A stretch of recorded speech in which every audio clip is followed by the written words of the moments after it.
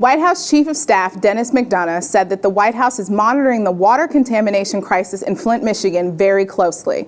Now, last week, the chief medical executive said that Flint's water is not safe to drink due to toxic lead particles, and Governor Snyder has since declared a state of emergency for Genesse County, although he has failed to ask for federal disaster assistance. Now, Jose, this is all started around 2014 when the city of Flint began taking its water supply from the Flint River as opposed to getting it from Lake Huron, like many other cities in Michigan.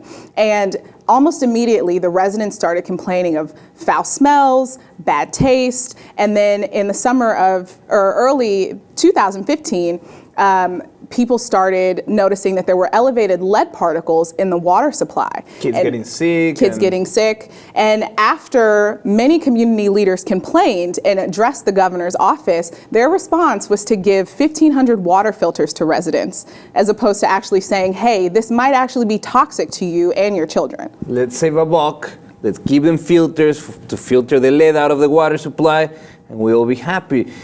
This is sad. The level of awareness that the water was contaminated in the Flint River was so high that even the General Motors plant of the region decided to stop using water from the Flint River for any use. So you know how much people around the area at least knew about the situation. But why were they forced to use the Flint River as a water source? So the city of Flint was set to take part in the Karangandi Water Authority distribution system, but there was still some time before that system was going to be implemented. So to bridge the gap and to save a buck, they decided to start drawing their water supply from the Flint River until this KWA distribution system was allowing them to get clean drinking water from Lake Huron.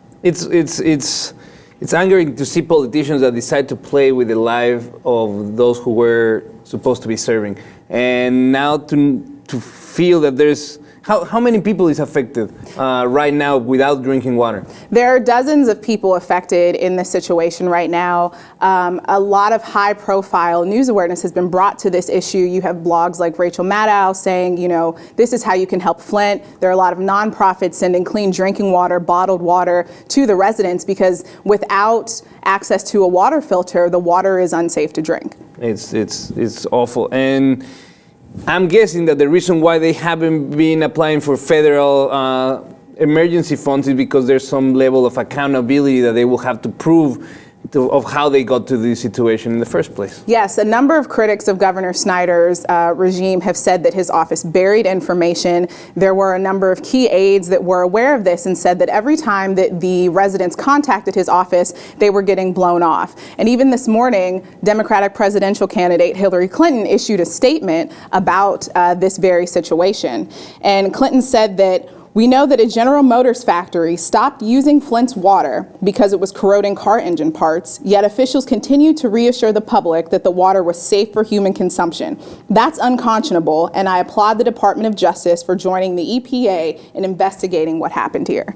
Well, I think that there's going to be consequences for the government of the region of Michigan.